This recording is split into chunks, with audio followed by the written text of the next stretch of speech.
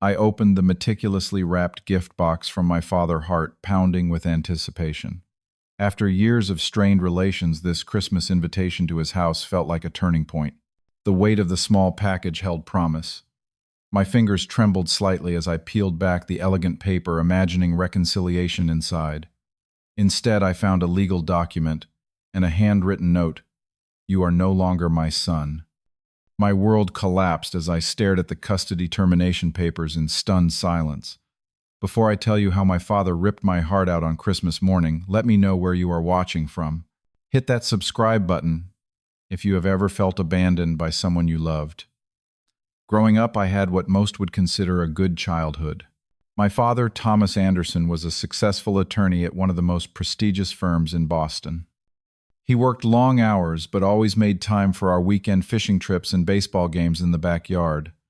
I remember how his face would light up when I made a good catch or hit the ball particularly far. "That is my boy," he would say, ruffling my hair with pride. Those moments were golden shining spots in my memory that I treasured. My mother, Amanda, was an elementary school principal with a gentle soul and endless patience. She was the peacemaker in our family, always finding ways to smooth things over when tensions rose. And they did rise more often than people outside our home realized. When I was around 10, I started noticing changes in my father. His expectations grew steeper, his tolerance for mistakes thinner. A B+ on a math test was no longer cause for a high five, but for a lengthy lecture about Anderson men and their standards of excellence. "Chevy," he would say, sitting me down at our kitchen table, "you have potential far beyond what you are showing." And Anderson does not settle for mediocrity. At 12, I brought home my first C grade in science. I still remember the look on my father's face, not anger, but something worse, disappointment, as if I had failed him personally. That night, he enrolled me in weekend tutoring sessions and canceled our fishing trip that month. "When your grades improve, we can talk about fishing again," he said firmly. My mother tried to intervene. "Thomas, he is just a boy. Not everyone is naturally gifted in every subject." Their argument that night was the first of many. I sat at the top of the stairs, listening to their hushed but heated exchange. "You are coddling him, Amanda. The world will not coddle him when he is grown. And crushing his spirit will help him succeed. He needs encouragement, not constant criticism." The tension in our home grew thick. Dinner conversations became battlegrounds of passive-aggressive comments and thinly veiled disappointments. My father started taking more business trips, staying at the office later, creating distance between himself and what he increasingly referred to as the problem at home. I tried harder in school, pushed myself to join the clubs my father approved of, and abandoned the art classes I secretly loved. Nothing seemed enough. Each achievement was met not with celebration but with "good, now what about?" By the time I turned 13, the happy family photos on our mantle felt like artifacts from another lifetime. My father and mother barely spoke to each other except about practical matters, and I walked on eggshells trying desperately to be the son my father wanted, feeling like I was failing at every turn. The worst part was not the arguments or the silences. It was watching the light in my mother's eyes dim, seeing her shoulders slump when she thought no one was looking. She had become a casualty in my father's war against imperfection, and I carried that guilt heavily on my young shoulders. One night, after a particularly tense dinner where my father criticized my decision to join the debate team instead of mock trial, my mother knocked softly on my bedroom door. "Your father loves you, Chevy," she said, sitting on the edge of my bed. "He just does not know how to show it the right way." But even then, at 14, I knew something more significant was happening. The fractures in our family were spreading too wide to be repaired with kind words and patience. And I was right. 2 weeks later, my father moved out. The day my parents told me they were getting divorced still feels like a physical wound. We sat in our living room, the tension so thick I could barely breathe. My father spoke with the same measured tone he used in courtrooms. "Your mother and I have decided to separate. This is not a decision we have made lightly." My mother wiped silent tears, while my father explained logistics like he was presenting a case to a jury. No emotion, just facts and arrangements. When the conversation turned to custody, things got ugly fast. Chevy needs structure and discipline to succeed, my father argued. Amanda, you have undermined my parenting at every turn, making him soft when he needs to be strong. My mother's voice shook with rare anger. Is that what you call it? I call it loving our son for who he is, not who you demand him to be. They both turned to me, asking the impossible Chevy, who would you prefer to live with? At 14, I was forced to choose between my parents, knowing my decision would devastate one of them. I chose my mother. The hurt and anger that flashed across my father's face burned into my memory. I see, he said coldly.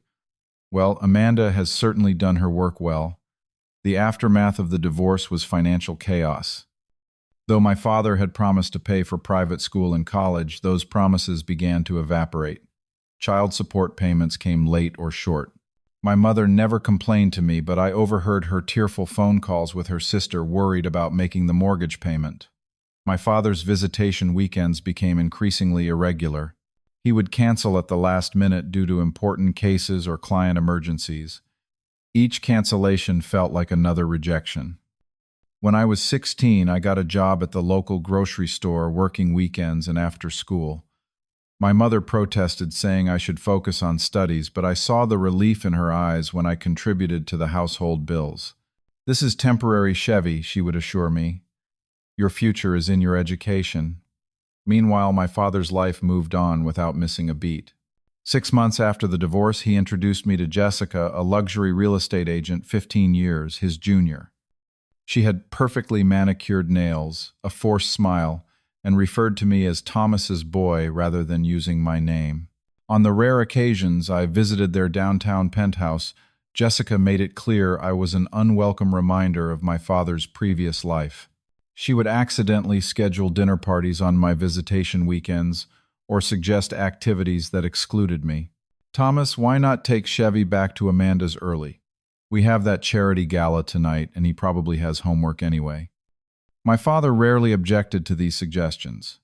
Our relationship withered to occasional awkward dinners where he asked about my grades and extracurricular activities that might look good on college applications. The man who had once taught me to fish and played catch in the backyard was replaced by a distant figure checking boxes on a parental duty list. By senior year of high school, I had given up hoping for any real connection. I applied to colleges as far from Boston as my academic scholarships would take me. When I was accepted to the University of Washington in Seattle, my mother cried with pride and sadness. I will miss you terribly, but this is such a wonderful opportunity.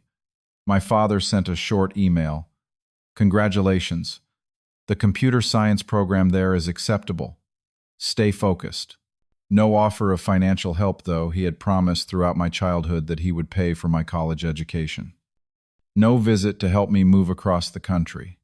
Just an acceptable program and a reminder to stay focused. My mother took out a second mortgage on our house to help with my tuition and expenses. I promised to pay her back someday, a promise I intended to keep at all costs. My first semester at college was liberating. 3,000 miles from Boston, I could finally breathe. No disappointed sighs, no measuring myself against impossible standards. I made friends, joined the computer programming club, and even signed up for that art class I had always wanted to take. Then 1 week before Christmas break, my phone rang. It was my father inviting me to spend Christmas at his and Jessica's new house in Cambridge. It would mean a lot to me, Chevy, he said, his voice uncharacteristically warm. I have realized I have been distant, and I want to change that. I called my mother, immediately unsure what to do. Follow your heart, she said. Just protect it too. Against my better judgment, I decided to give him a chance. I spent hours finding the perfect gift, a vintage pocket watch identical to one his father had owned and lost years ago. I wrapped it carefully, imagining his face when he opened it, picturing a reconciliation worthy of a holiday movie. How wrong I was. I arrived at my father's house on Christmas Eve, greeted by a perfectly decorated home that looked like it belonged in a magazine spread. Jessica gave me an air kiss and quickly handed me off to the housekeeper, who showed me to the guest room. Dinner was formal and uncomfortable. My father asked about school while Jessica dominated the conversation with stories about their recent trip to the Maldives and the celebrities she had sold homes to. I nodded and smiled, feeling increasingly out of place in my department store clothes among their designer outfits. After dinner, my father pulled me aside. "I am glad you came, Chevy. I have something important to give you tomorrow." His words filled me with hope. Maybe this visit was not a mistake after all. Christmas morning arrived with picture-perfect snow falling outside.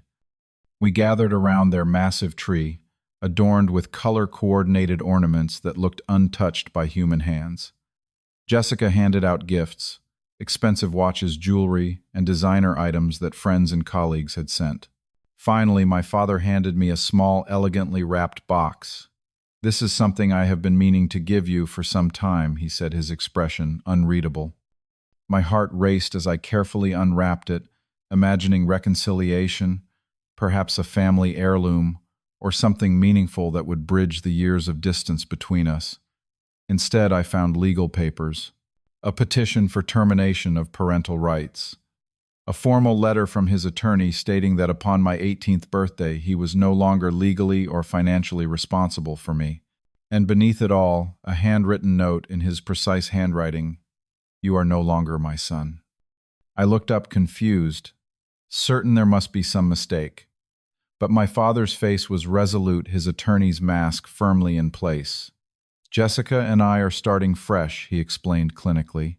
"We are planning to have children of our own, and I need to close chapters from my previous life." "Close chapters," I repeated, my voice barely a whisper. "I am not a chapter. I am your son." "Biologically, yes," he conceded. "But we have grown apart, Chevy. You chose your mother, her values.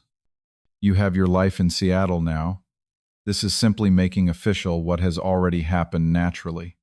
Jessica placed her hand on his arm supportively. "Thomas needs to focus on our future family without complications from the past." Complications. The word hit me like a physical blow. Is that what I am to you now? A complication. My father straightened his shoulders. "This is a clean break, Chevy. You are an adult now, and this arrangement is better for everyone." I sat there, the papers trembling in my hands as 18 years of seeking approval, of trying to be good enough, of hoping for love collapsed around me. The gift I had brought for him sat forgotten under the tree. "Did you ever love me?" I asked, my voice cracking. "Or was I always just a disappointment you were waiting to discard?" Something flickered across his face. Regret, perhaps, or pain. But Jessica spoke before he could answer. "Chevy, do not be dramatic. Thomas has provided for you for years. He paid child support, did he not?" "Because the court ordered him to," I shot back, anger finally breaking through the shock. My father's face hardened. "This is precisely why this decision is correct. You have become bitter and resentful, just like your mother." I stood up, papers clutched in my hand. "Do not talk about my mother. She worked 2 jobs after you cut off support. She remortgaged her house to help me with college after you broke your promise to pay. She never said one negative word about you to me, even when you deserved it." "I think you should leave," Jessica said coldly. "With pleasure," I replied, grabbing my coat. My father called after me. "Chevy, you are overreacting. This is simply a legal formality." I turned at the door. "No, this is you confirming what I always feared, that I was never enough for you. Congratulations on your new family. I hope your next son meets your impossible standards." I walked out into the snowstorm, tears freezing on my face. I nearly crashed my car twice on the drive back to my mother's house, blinded by tears and rage. That night I changed my phone number, email address, and social media accounts. I severed every possible connection to Thomas Anderson. The custody termination papers became ash in my mother's fireplace as we sat silently watching them burn. "You will always be enough," Chevy, my mother whispered, holding my hand. "Always." I returned to Seattle and threw myself into my studies with newfound determination. I would succeed, not to please him, but to prove him wrong. Every achievement became an act of defiance. The next 8 years passed without a single word exchanged between us. I graduated with honors in computer science, landed a job at a top tech company, and eventually started my own successful software development firm. I met Sophia, a brilliant architect with a laugh that healed parts of me I thought permanently broken. We married in a small ceremony, with my mother beaming in the front row. When our son Jack was born, I made a sacred promise while holding his tiny hand. You will never doubt that you are loved exactly as you are. I thought I had finally moved past the pain, built a life so full that the Thomas Anderson-shaped hole no longer mattered. I was wrong. The call came at 2:37 a.m. on a Tuesday. An unknown number that I almost sent to voicemail. Chevy Anderson. A woman's voice vaguely familiar. Yes, who is this? It is Jessica. Your father has been in a serious car accident. They do not think he will make it through the night. 8 years of silence, and these were the words that broke it. I sat in the dark, phone clutched to my ear as she explained he had been driving home from work in the rain, lost control on a curve and hit a tree. Why are you calling me? I asked, my voice hollow. A pause. Because he has been asking for you, and because there is no one else. After she hung up, I sat motionless until Sophia found me. Who was that? She asked, wrapping her robe tightly around herself. When I told her she did not offer platitudes or push me in either direction, she simply asked, "What do you want to do?" "Nothing," I answered immediately. "He made his choice 8 years ago." She sat beside me, taking my hand. "That is one option. But remember, whatever you decide, you will have to live with it after he is gone." I thought about Jack sleeping peacefully in his room, unaware that his grandfather was fighting for his life across the country. I thought about the custody papers, the years of disappointment, the Christmas morning that shattered my world. But I also remembered fishing trips, baseball games, and a time before everything went wrong. 6 hours later, I was on a plane to Boston. The hospital smelled of antiseptic and despair. Jessica met me in the lobby looking exhausted and much older than I remembered. "Thank you for coming," she said, avoiding my eyes. "He is in the ICU." As we walked, she filled in the gaps of 8 years. My father's law firm had collapsed in a financial scandal 3 years ago. He had been disbarred, though not criminally charged. Jessica had left him when the money ran out, only returning when she learned of the accident. "He has nothing left," she said almost apologetically. "The house, the cars, everything is gone. I am not here for his money," I replied coldly. My father lay pale and broken in a tangle of tubes and wires. His hair had gone completely gray, his face gaunt. I hardly recognized the powerful man who had once loomed so large in my life. I sat beside his bed, not touching him, not speaking, just watching the mechanical rise and fall of his chest, wondering what I was doing there. After an hour, his eyes fluttered open, unfocused at first, then widening when they landed on me. "Chevy." His voice was a rasp, barely audible. "You came." "Yes." Tears filled his eyes and spilled down his hollow cheeks. "I do not deserve it." "No," I agreed. "You do not." He tried to reach for my hand, but the IVs restricted his movement. I was wrong, so wrong, about everything. I remained silent. Years of unsaid words lodged in my throat.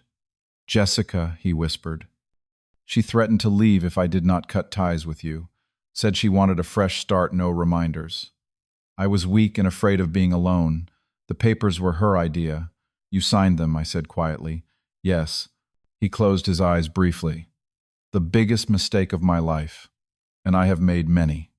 Over the next few days, as he stabilized and moved out of critical condition, my father told me everything. How Jessica had manipulated and isolated him. How he had lost his moral compass in his desire for status and appearance. How the firm collapsed when clients discovered billing irregularities, though he insisted he had not been directly involved. "I was too proud to admit I had made a mistake with you," he confessed. Each year made it harder to reach out to apologize. I told myself you were better off without me. I did not offer forgiveness easily. Instead, I asked the questions that had haunted me for years. Why was I never good enough? What made it so easy to discard me? Did he ever really love me? His answers were painful for us both. When he was discharged, he had nowhere to go. Against my better judgment, I helped him find an affordable apartment and paid the first month's rent. "Why are you helping me?" he asked as I moved a second-hand sofa into his new living space. "I am not doing it for you," I answered honestly. "I am doing it for me. So I do not become someone who abandons people when they are down, even when they deserve it." It took 6 months of weekly visits before I introduced him to Jack. The look on my father's face when he held his grandson for the first time broke something loose inside me. Not forgiveness exactly, but the possibility of it. "He has your eyes," my father said, voice thick with emotion. "But hopefully not my stubbornness," I replied, the first light moment between us in almost a decade. 3 years later, my father died peacefully in his sleep. Among his few possessions, we found a journal addressed to me, documenting his thoughts and regrets since our reunion. The final entry read, "I failed as a father, but Chevy succeeded despite me, not because of me. That is his victory, not mine. My only achievement was finally recognizing the remarkable man my son became without my help." He left me the vintage pocket watch I had given him that last Christmas. He had retrieved it from Jessica before she left for good. It was his only possession of value, accompanied by a note. I was not worthy of this gift then, but I treasured it every day since our reconciliation. It kept perfect time, unlike its owner. When I look back now at the journey from that devastating Christmas morning to today, I see a path marked by both deep pain and unexpected healing. The custody termination papers that once felt like a death sentence became ironically the catalyst for building a life completely on my own terms. I learned that family is not just about blood or legal documents. It is about choice, consistency, and unconditional love. I have forgiven my father not because he deserved it, but because carrying that anger was poisoning my own happiness. Understanding his flaws helped me become more conscious of my parenting choices with Jack and his younger sister Emma. Every day I work to break the cycle of conditional love and impossible expectations. The greatest gift my father ultimately gave me was showing exactly what kind of parent I did not want to be. Sometimes the most profound lessons come wrapped in the most painful packages. What is your relationship with your parents like? Did you learn more from their successes or their mistakes? Leave a comment below and share your story. If this resonated with you, please hit the like button and subscribe for more stories of family healing and personal growth. And if you know someone struggling with family trauma, share this video with them. Sometimes knowing others have walked similar paths can be the first step toward healing. Thank you for listening, and remember, our worth is never determined by those who failed to see it.